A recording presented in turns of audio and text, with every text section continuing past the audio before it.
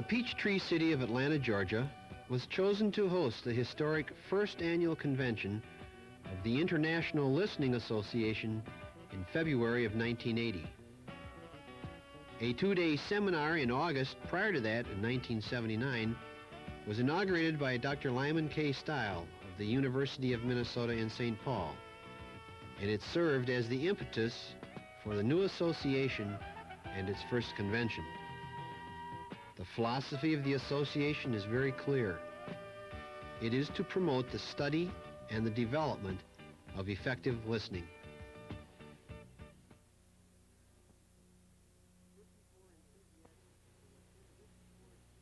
"54 enthusiastic people attended this historic convention from all over the country.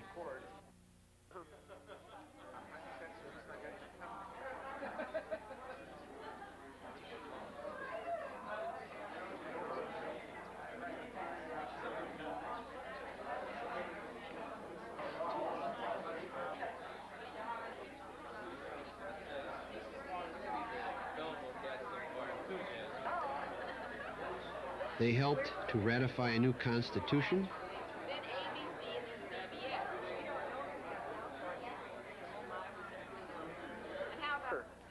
they conducted special workshops on a wide variety of areas in listening,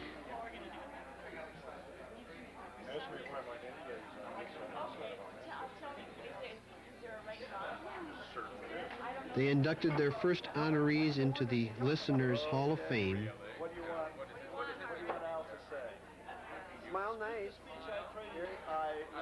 and eagerly talked about next year's conference in Denver, Colorado.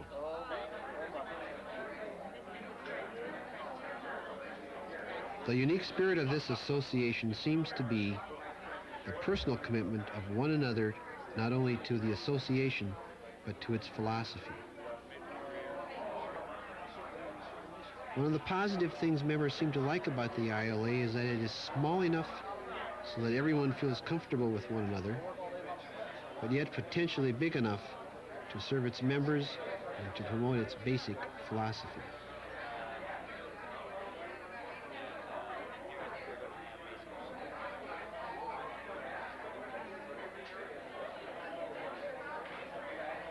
Getting to know new people from all over the world was found to be professionally stimulating, knowing that people have so many things to offer and are so willing to share their expertise.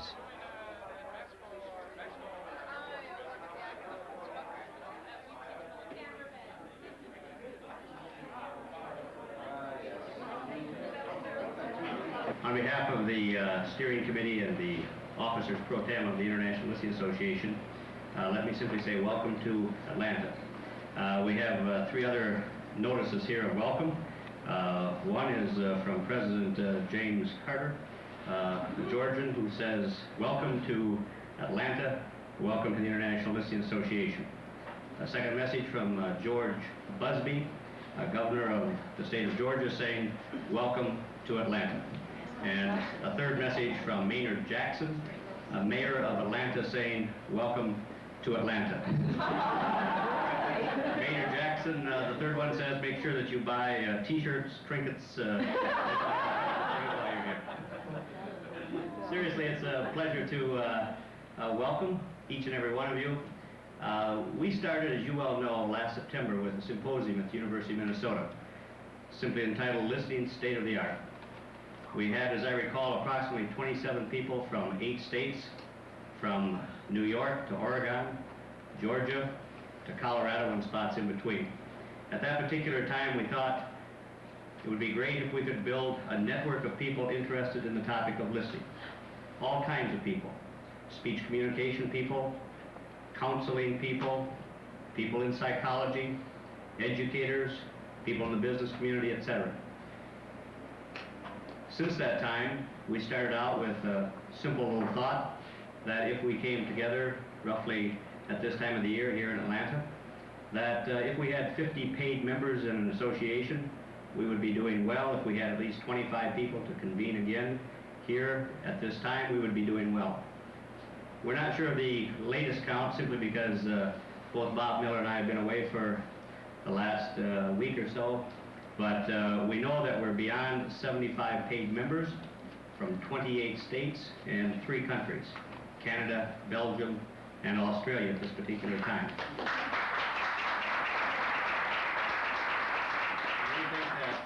We think that that is a good start. What we're going to do here for the next 2 days is very simple. We're going to convene a group of people interested in the topic of listening. As you well know, the established goal of the International Listening Association, as proposed at this particular time, is to promote the study and development of effective listening. Our plan for the evening is very simple. We're honored to have with us Dr. Ralph G. Nichols and his lovely wife, Colonel. Dr. Nichols, as you well know, is no newcomer to the topic of listening. In fact, none of us would probably be here if he hadn't paved the way. Dr. Nichols is going to share with us a message tonight entitled "The Struggle to be Human." Following that, we will move to a business meeting, entertain a motion to officially formulate the International Listening Association, and then move to Dr. Gehring, Bill Gehring, who will lead us through ratification of a constitution. And then following that, if everything goes to plan, we will provide each of you who have paid your fees a founder's membership in the International Listening Association, and step aside for some further time tonight of social interaction. And then tomorrow we're going to start out, as you all know by the program, 2 days of what we believe will be some high-level seminars. Dr. Ralph Nichols, as I said earlier, is no stranger to the topic of listening. In the mid-1940s, Dr. Nichols asked a simple question, as I understand it. And that question was, what do we know about listeners? What do we know about listening? And the trek was started. I'm not going to spend a lot of time this evening telling you about Ralph Nichols, because I would imagine that each and every one of you in this room who have studied at all the topic of listening know from whence he comes. His presentation tonight is simply entitled "The Struggle to be Human," and I look forward to listening. Nick, thank you very much.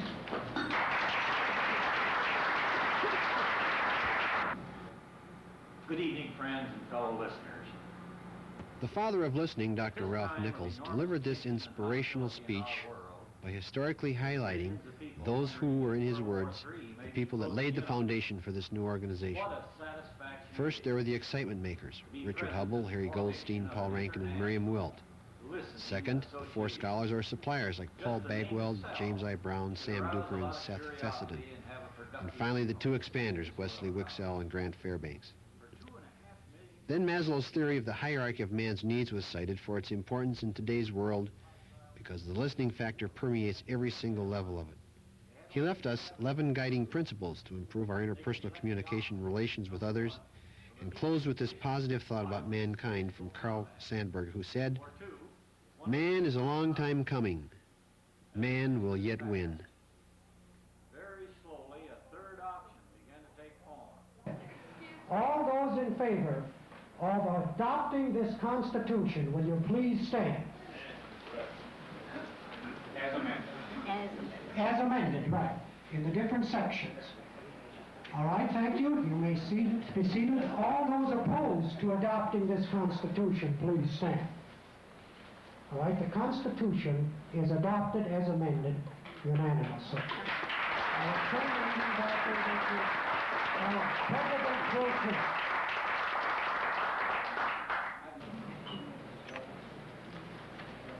Alice Ridge. Here, Andy Woven is here. Hardy F. Weiss. What does that F stand for? Francis? Fine fellow. Fine fellow. Baxter and Corrine Eating are here. Baxter and Corrine, if you would get yours, please. This is fun. It's like pops and circumstance. Okay, Edith Cole. Dick Hoyne. If Linda would pick up Dick's, please. Linda Hoyne is here. Robert C. Denwanger on this day.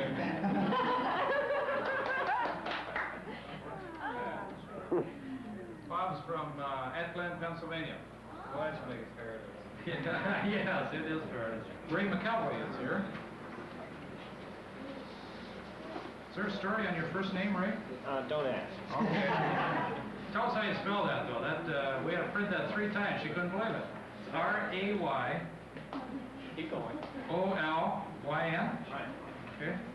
Carol Grau is here. Very elegantly here. Ralph G. Nichols.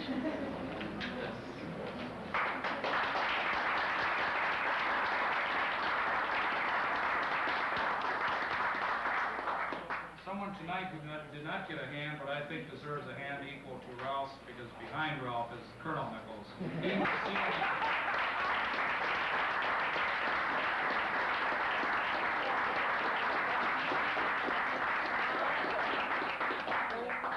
We probably don't know it, but she's, I suspect, the finest editor in the world. Claudel Stocker. Claudel? Oh, you weren't forgotten. Where's your husband, Mr. Stocker? I see out there. Is he here? Oh, he retired. He retired, okay. I recognize it. Ron Brown, part of our international group from Canada. Carolyn, you're here with the other author of Andy Wolman's Better Half there. Carolyn, thank you very much for coming.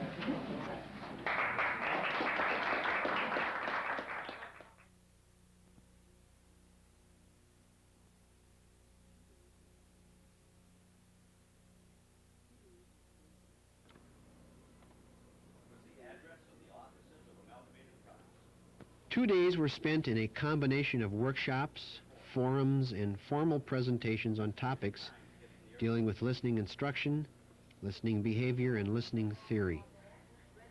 A great variety of topics were presented by Jackson Huntley, Lyman Stile, Florence Wolf, Alan Virginia Katz, Ella Irway, Claudel Stocker, Harvey Weiss, Erica Vora, Ray McKelvey, Nan Johnson, Baxter and Kryn Geeting, and Andy Walvin. Sally Haug served as the program chairperson.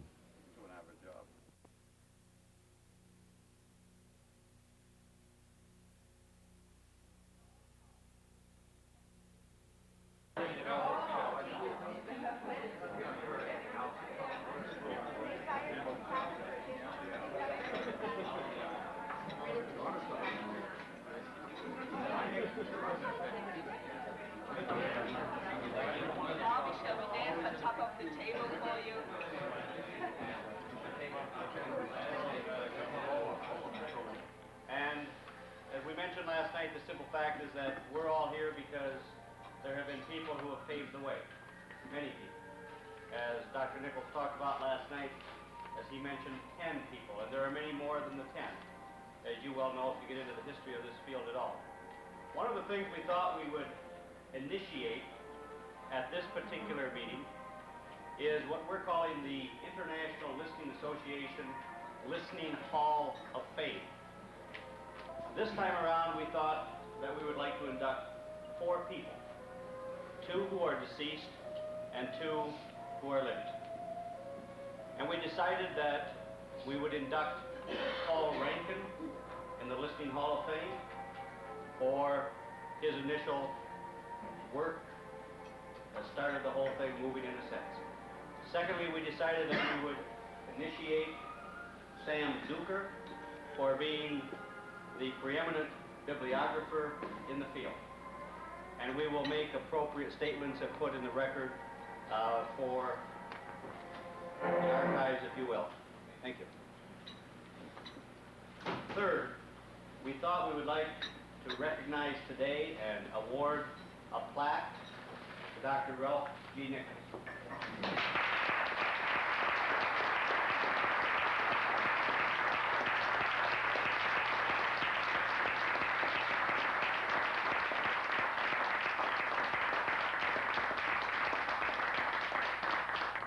We have a plaque that says simply, Dr. Ralph G. Nichols is hereby inducted into the Listening Hall of Fame, February 18th, 1880, by the International Listening Association in recognition of extraordinary service in the promotion of the study and development of effective listening. With the ILA logo at the bottom and a picture, Nick, that does not look at all like you. But I must tell you how we did this. Nick retired, what was it, 8 years, 9 years ago, and crept off to Florida. And he's been hiding down there, right, Jim Brown, in a condominium playing bridge hands and playing tennis. And the old pictures that we had, we gave to an artist and said, will you do a sketch of Ralph Nichols, and you're going to have to put 20 years on this picture. And we think the last time well, because the picture we had was back in the 1940s and 50s, and the last thing we told the artist was, we think he still has a goatee, but we're not quite sure. So we're going to change that next. Welcome. Listening Hall.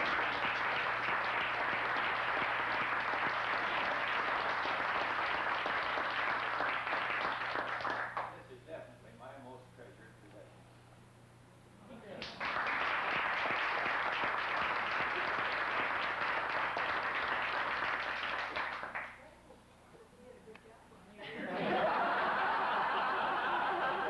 Maybe we won't have to change that. The second, or the fourth actually, induction into the Listening Hall of Fame simply reads, are you listening now? You're not listening to this, this might pass you right by. Jim Brown, would you come up here? This plaque reads, and this looks like Jim Brown. It reads, Dr. James I. Brown is hereby inducted into the Listening Hall of Fame, February 18, 1980, by the International Listening Association in recognition of extraordinary service in the promotion of the study and development of effective listening.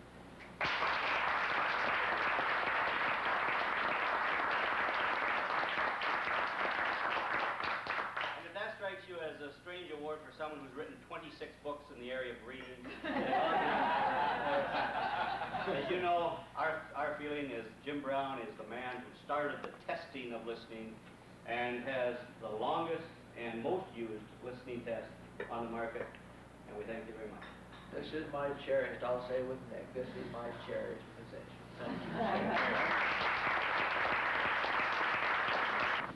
The final thing that we'd like to do for just a moment is we decided that we ought to recognize not only individuals, but perhaps organizations and or other individuals who have done great things to promote the study and development of effective listening. And so we put together an award that we're simply calling the Listening Recognition Award 1980. Next year, 1981, 82, etc. This year we decided to present this Listening Recognition Award 1980 to the Sperry Corporation.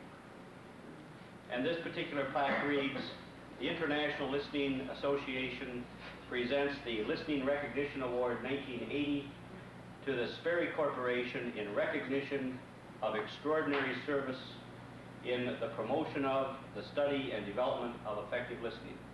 And on the left-hand side has their logo, Sperry, in quotation marks, ... says, helping millions understand how important it is to listen. They're not here to accept it. I'll accept it on their behalf. And we will award this next Monday to the chairman of the board.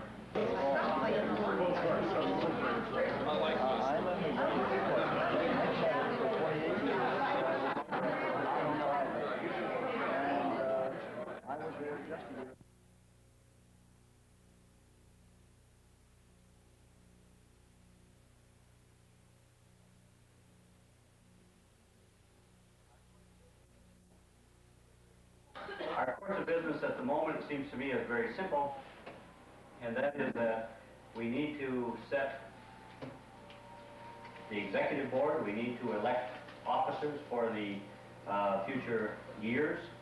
As we outlined the other night, we're basically talking about a president for 2 years, a first vice president for 2 years, the first vice president who will have the responsibility of basically primarily conference convention planning for the next year.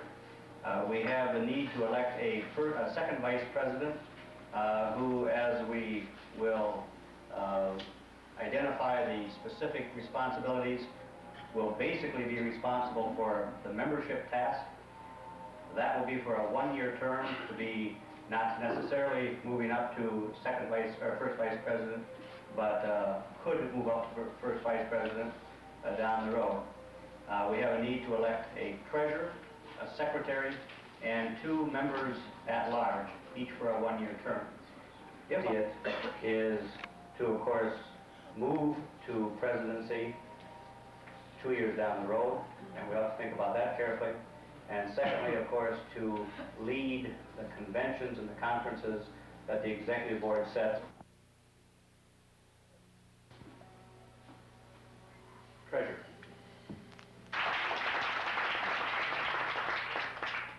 Secretary. Nominations. I nominate, Mr. Chairman, I nominate Ella Irway. Ella Irway, nominated secretary.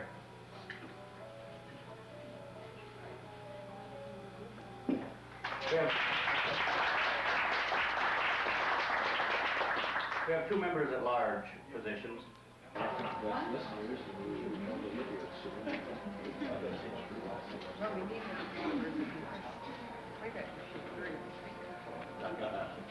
For the 1-year term of member at large, if you would take another ballot, please, and vote between Claudel Stocker and Harvey White. That's about all.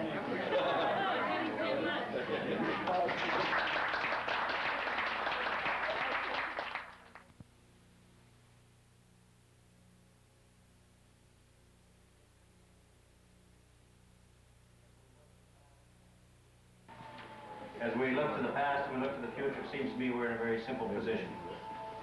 The International Listening Association is formed, and the challenge lies ahead. We stand, I think, at a point in time where, despite of the fact 2,000 plus years the focus has been on the sender, 1978 we moved to until the time when the Primary Secondary Education Act was amended for the first time to include the word listen, as well as reading, writing, speaking, and arithmetic. We look to organizations around the country. We see a number who are picking up on the word listen in their advertising. The 3Ms, the Sperry's, the E.F. Huttons, the Northwestern National Life Insurance, the Dana Corporations, etc. I think the opportunity is great out there in terms of getting money from federal and from business communities to aid our task. We need your help, obviously, in the days ahead. Membership, future conferences, conventions, and the growth of this organization. I guess I would close with a very simple thought. It's been a great 2.5 days for me personally.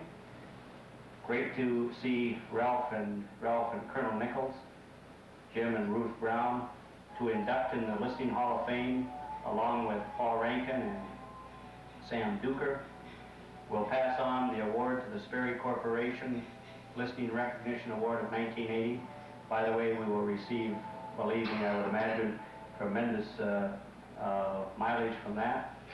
And we invite your input. It's that simple.